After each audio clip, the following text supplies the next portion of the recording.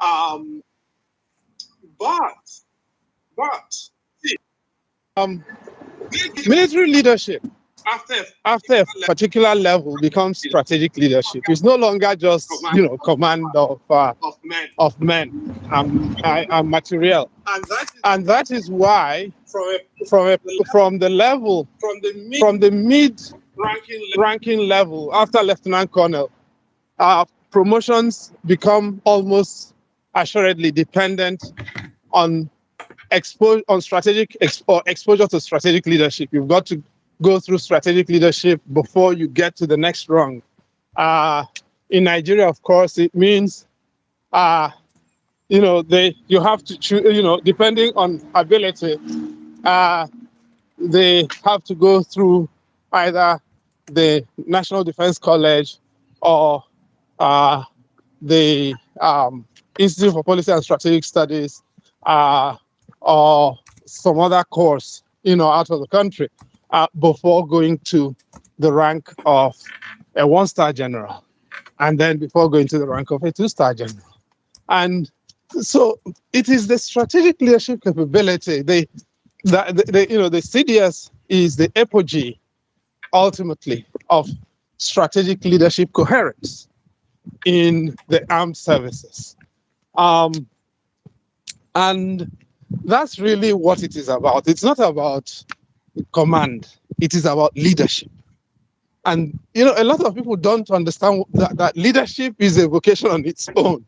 It's easy to issue commands, but if you do not have a sense of strategic direction as to what you're issuing the command for, it doesn't make sense. And if you read some of the if you go through some of the literature on military leadership globally or in Nigeria's history, you will understand some of the mavericks have not been good at strategy and they have not worked effectively at strategy. And so the CDS is actually a strategic leader. He's supposed to provide coordination so that the other services lock in effectively. Of course, it doesn't always work that way, precisely because every service chief has access to the commander-in-chief. And it does not profit a commander-in-chief for all the service chiefs to lock into the CDS, because if they do, the CDS becomes a power center. And therefore, every service chief, every commander-in-chief actually has a self-interest in undermining their own CDS, so that the CDS is not a comfortable person or a comfortable office. And that's historically been the case from Obasanjo's return in 1999. I yield. All right, thank you very much. Please, if there's any other person on the platform who would like to be part of the conversation, please request for the mic and we would bring you up to be part of the conversation. We have Professor Chido Dinkano and Adewa Sos. That's the only two speakers that we have. So, Prof, I'm just going to quickly dive into something else since you're here before. I'm not sure how long you're going to be with us. So you wrote something, an article, which was quite interesting. You said it's time for President Bola Ahmed Tinubu to put the FCT minister Nyesom Wike out of his misery. It was quite an interesting one. Why do you think it's time for him to go? Well, maybe yesterday was time for him to go, the day before yesterday. But, the embarrassment of the Wike in the government is becoming too much. But quite honestly, I don't know, for the people who live in the FCT here, I pity them. Because if you have been through Abuja recently, you will know that, no disrespect to anybody, and I have no intention to cause offense to anybody, but Abuja is smelling like shit. Quite literally. Everywhere you go, the sewage system has collapsed. Now, the only thing you notice in Abuja these days is Wike's images everywhere, Mr. Projects. But running a modern city is not about projects. It's about making the small things work. Transport, schools, hospitals, sewage systems. On all of those things that make cities work, Wike is failing and failing desperately. The only thing he's doing is creating this appearance of projects in order to divert assets into his pockets and into the pockets of his friends. People like Senator Duda, right? Or the former deputy speaker of the House of Reps. Now, that is making the city intolerable. And of course, you understand that Abuja is growing at a very fast pace, largely because, or substantially because of displacement in neighboring communities, whether it's Southern Kaduna or Niger State, or parts indeed of Nasarawa State and Plateau State. People are being displaced into Abuja and its satellites. And so the size of the city is actually increasing, which means public services are under stress. But rather than address that and address the capacity of the FCT administration to provide for that, Wike is not at all interested. And this may sound, I don't know, off, but it doesn't help that the man is an alcoholic. And, because, and alcoholism, if I take pity on any alcoholic and I like to show empathy. But showing empathy means that the person has got to recognize that they've got a problem. And Wike does have an alcohol problem. If he can just take time off,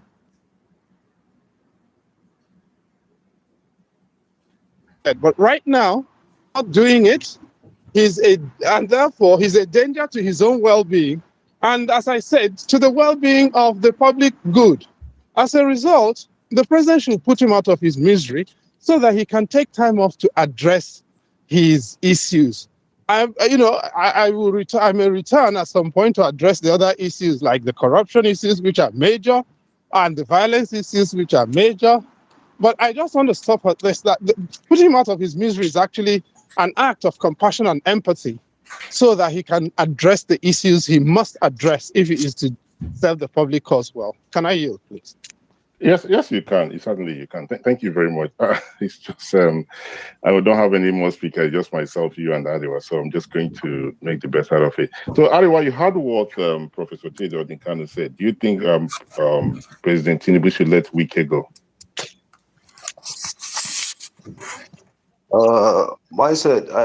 Prof did justice to the Wike situation, actually. There is a whole lot of things happening in Abuja. Like recently, someone called me and said they have this series of hectares of land in Abuja that they had all the papers and everything. And sometimes last week, they went to FCDA, Federal Capital Development Authority, I think, to verify or the status of the land, and it was revoked. This is a land that this is something that they have been occupying for a very, very long period of time. They are not renting from the government. They are paying all the necessary fees, but it was just revoked. And then he called a high court judge who they consulted because they wanted to know the best.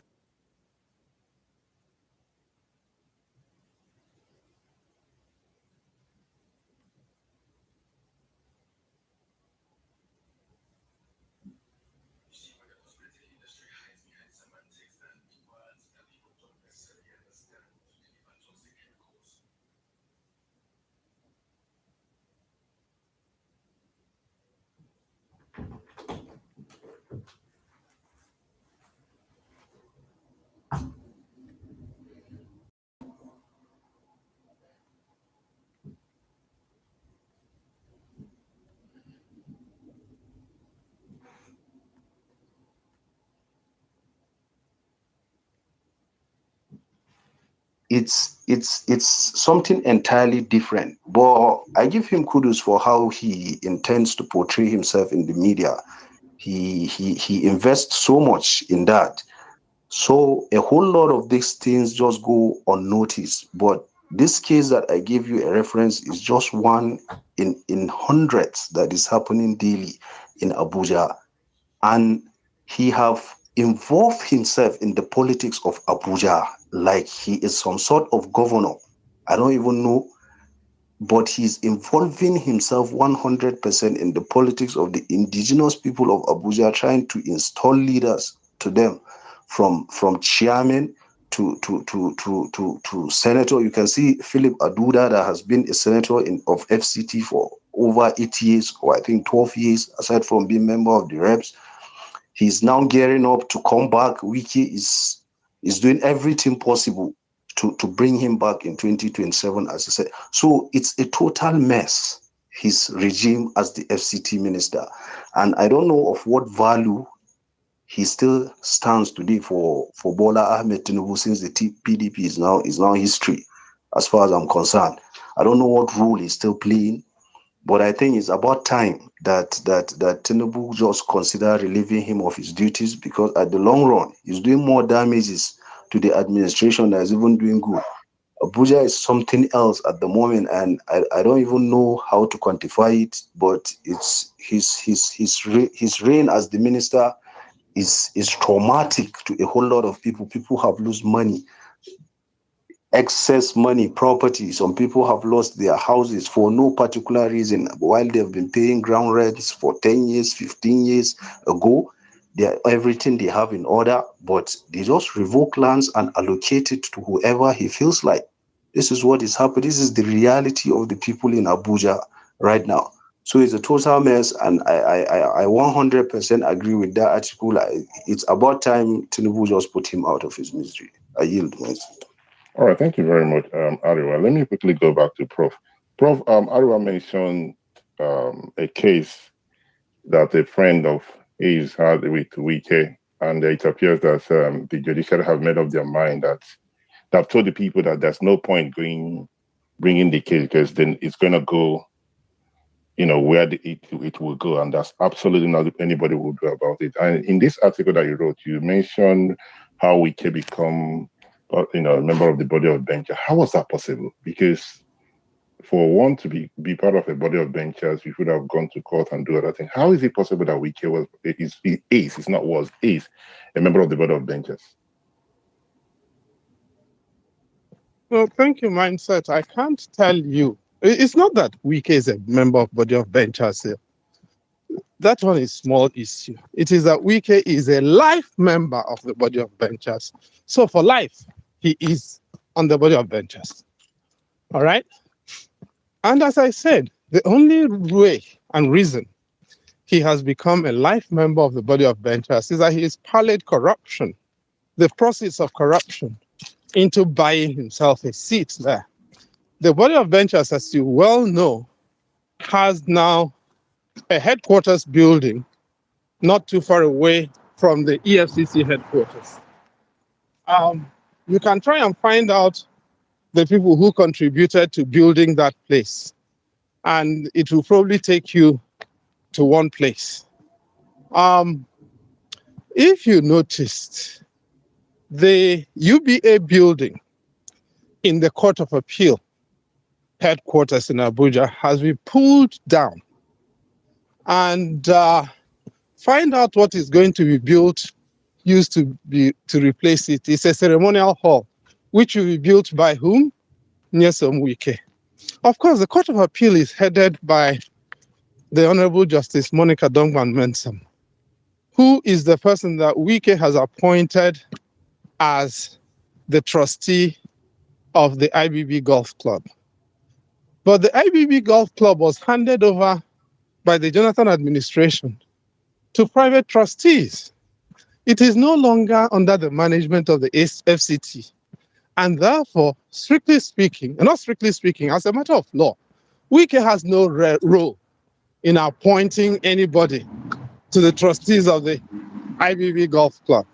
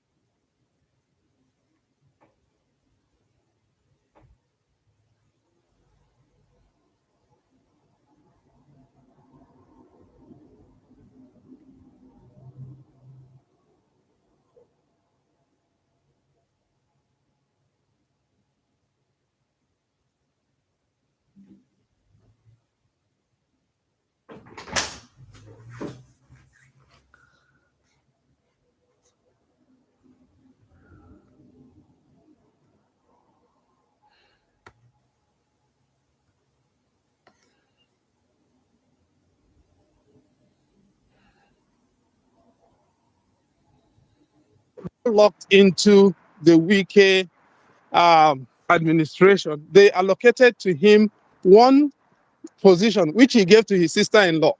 And then, of course, his wife was made a justice of the Court of Appeal. So when you look at the situation, the corruption cries to the highest heavens. Nobody is willing or able to even call it by its name, not to talk about trying to redress it.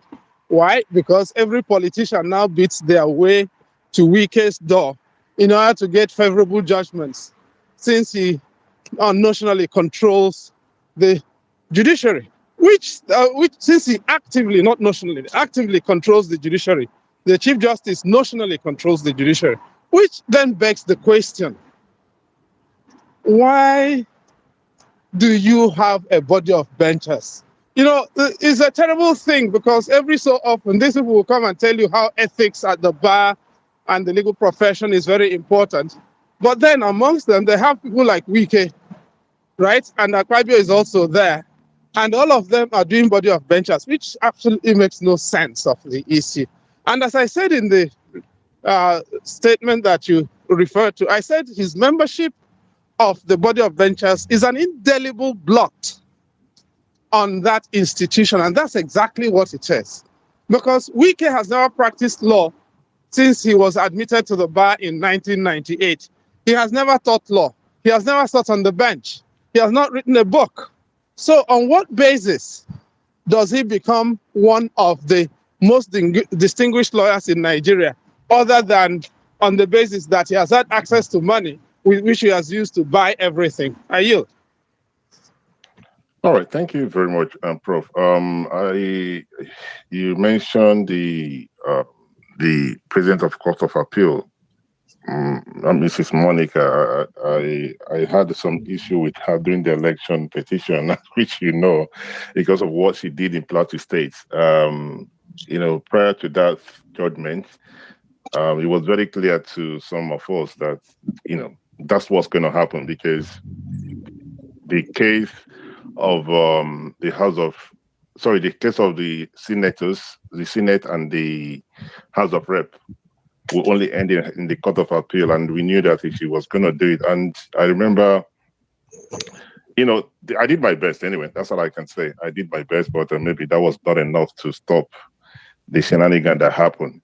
Now, do you have any questions regarding from what Prof said? Because he's not, you know, you can hear that he's in the place he is, it's not really conducive for him to speak. So I'm making the best of him being on this platform. So if you have any question on what Prof said, please, you can have the mic.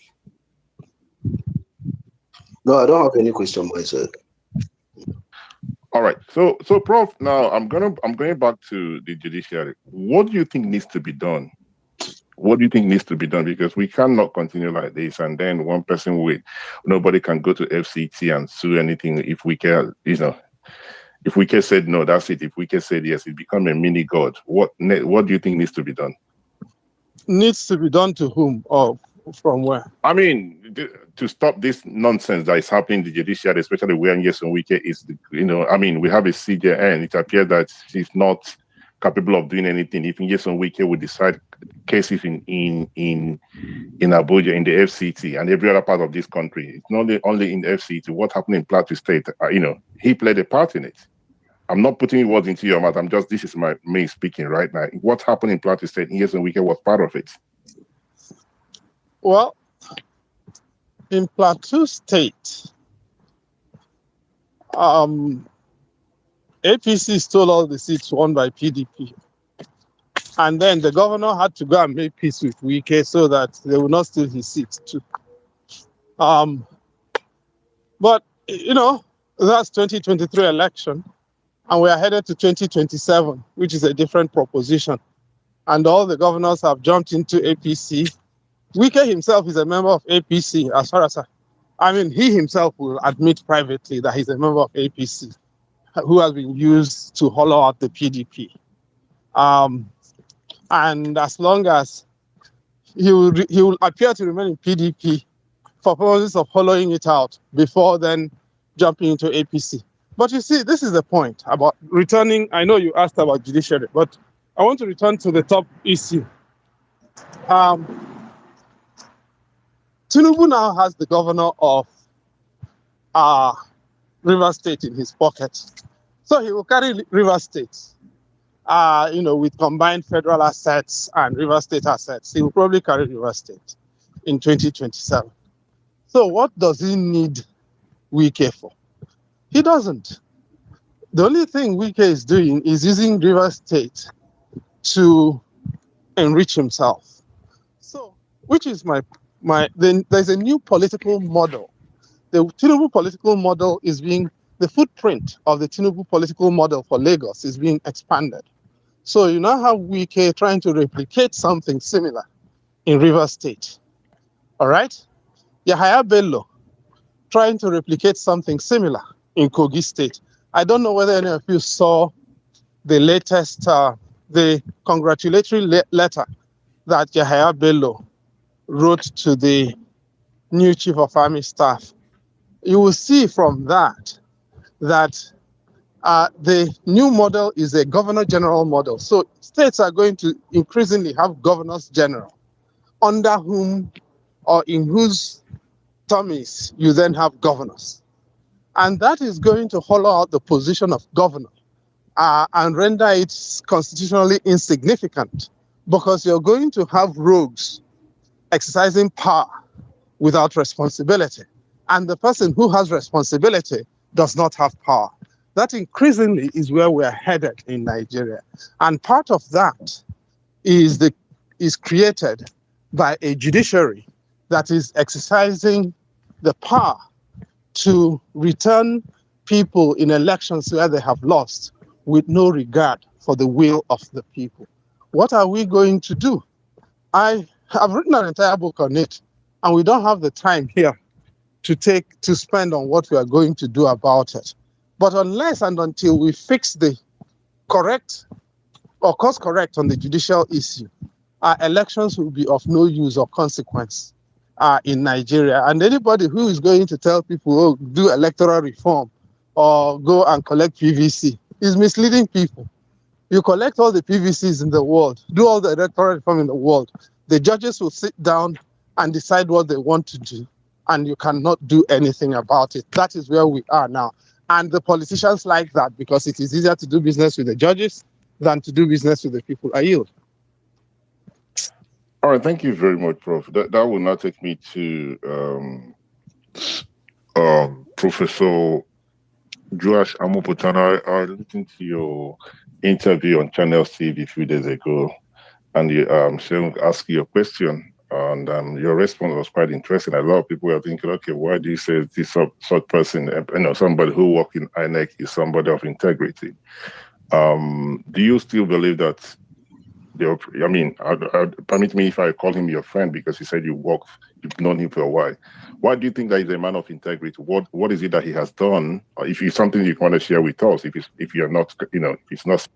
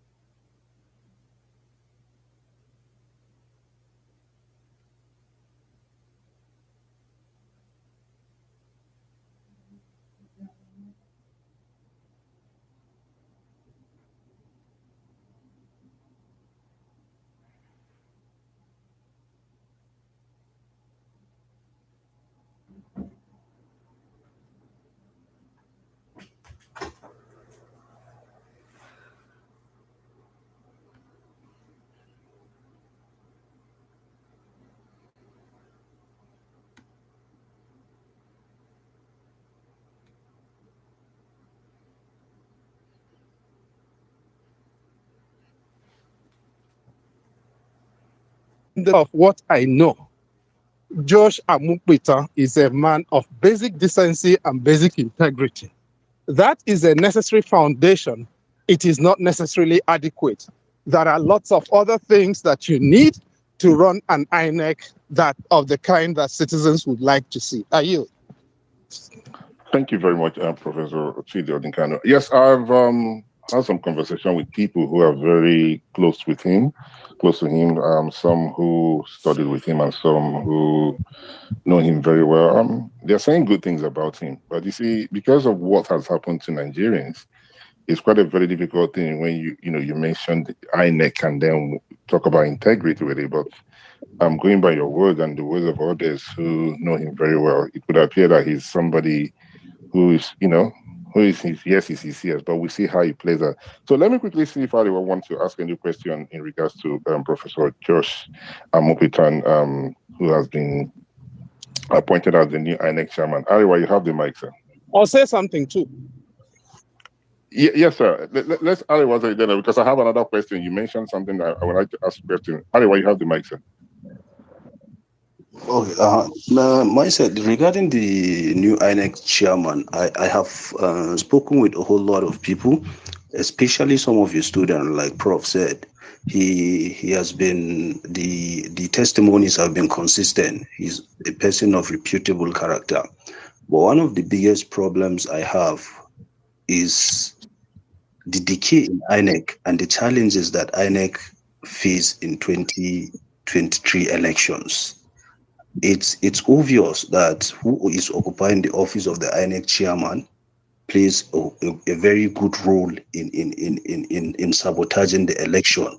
But the problem boils down to the polling units, right from the polling units to the coalition centers within states and to the final coalition spot. So in his own situation, I don't really understand how he is going to transform INEC. Is his integrity enough? I can't tell, but I think time will tell myself. So I yield for now. All right, thank you very much. Let me pass the mic back to Prof. Prof, you said you wanted to say something earlier on. No, I said maybe Arewa wants to say something as well, and so obviously he has. Okay, all right. Okay, thank you very much, sir.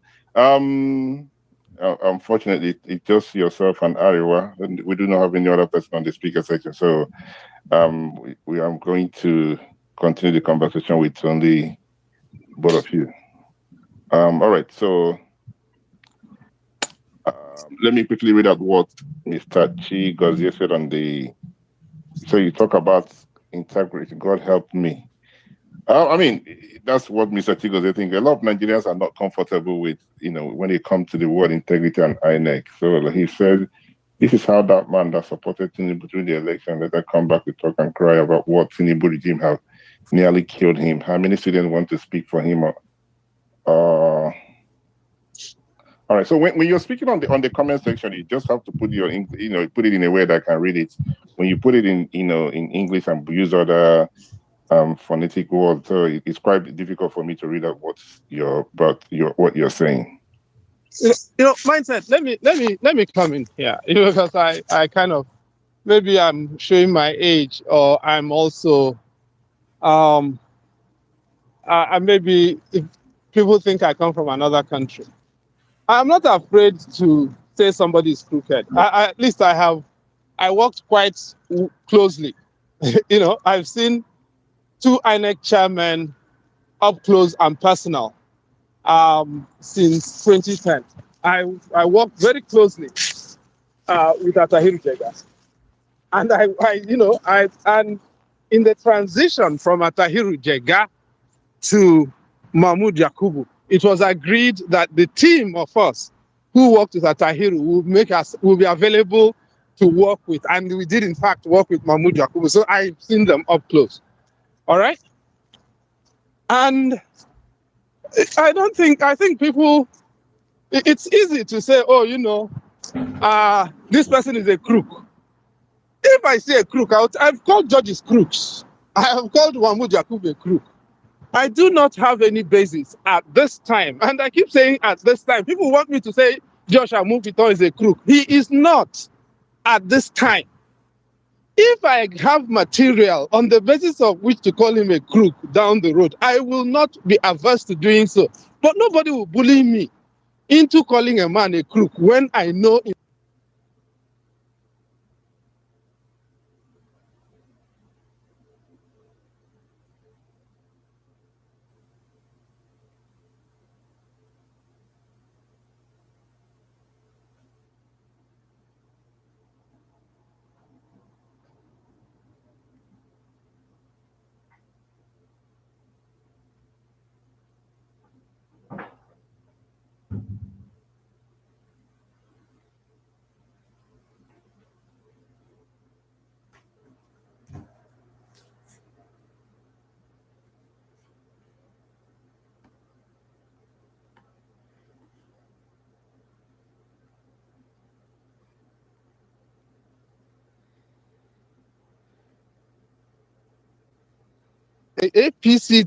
on the PDP team who said it is a lie. We may not like the fact that Tinubu is the person who has appointed him, but we will not have people tell a lie about our teacher. It was his students who came out and said, no, actually, this man was never involved and has never been involved. Very few Nigerians, you've got to understand, will earn the kind of initial reviews that this guy has got. Now, let me repeat myself. Is that necessary? Yes, it is. Is it necessarily adequate? No, it is not. We need to now aggregate evidence of performance on the basis of which to validate that conclusion or review it.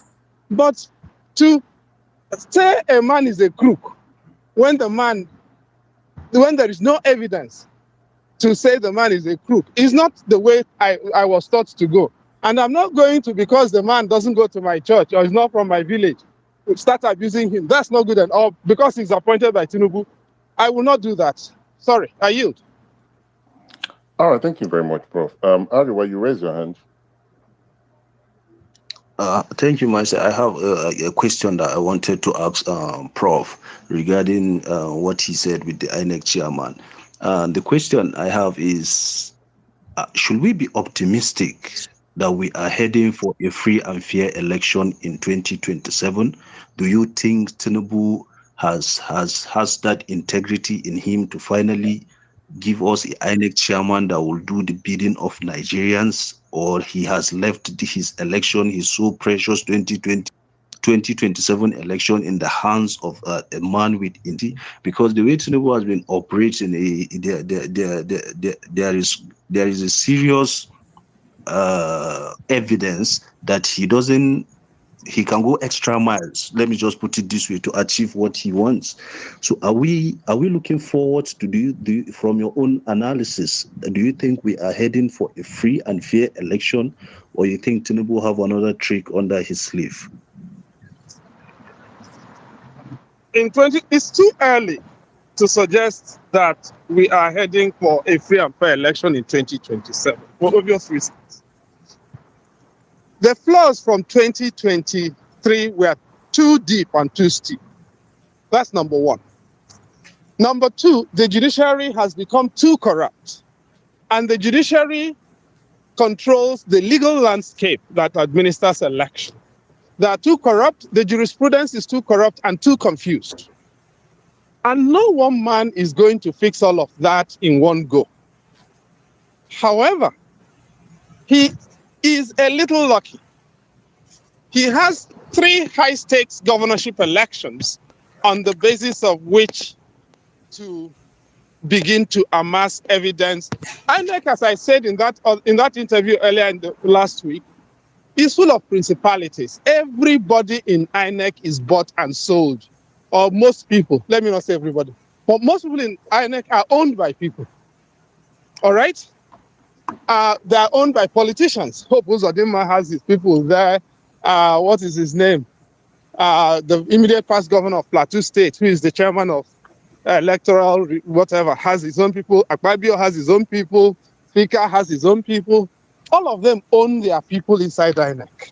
So trying to come out with the idea that, oh, elections are going to be free and fair, these people are going to be using their people to try to undermine the place. And the new INEC chairman is going to have to learn that. And he's going to have to build his allies. And he will understand that he is running up a descending escalator. And therefore needs to, if he is serious about integrity. But the APC rigging machine is relentless. And it's the APC rigging machine. It is also an APC violence machine. Now, there are things an INEC chairman can do. There are many things that are outside his control. But, things like 4 results in one election, that thing is doing my head in. Surely an INEC chairman can end that and end that firmly. Things like appointing Wike's nephew or cousin to manage an election in which Wike is interested, an INEC chairman can end that kind of thing. So there are ways and means. The good thing is that bar is so low that an INEC chairman at this time does not need to do too much to persuade Nigerians to give them a little bit of chance. Those are the 2 positive things. Number 1, that there are 3 high-stakes elections coming up in which an INEC chairman has the opportunity a new INEC chairman has the opportunity to show what kind of chair they will be. Second, that the stakes are so low now that you do not need to do too much to establish your credentials as someone who could possibly make some progress. But can I now sit down and say, oh, because I said Josh is a man of integrity, it means the elections in 2027 will be free, fair, and credible? Obviously not. I'll be silly to say that, and I'm not suggesting that. I yield. All right, thank you very much, Prof. Ariwa, do you have any more question, any more contribution? No, I don't have any question for now myself. Okay, let me quickly go back.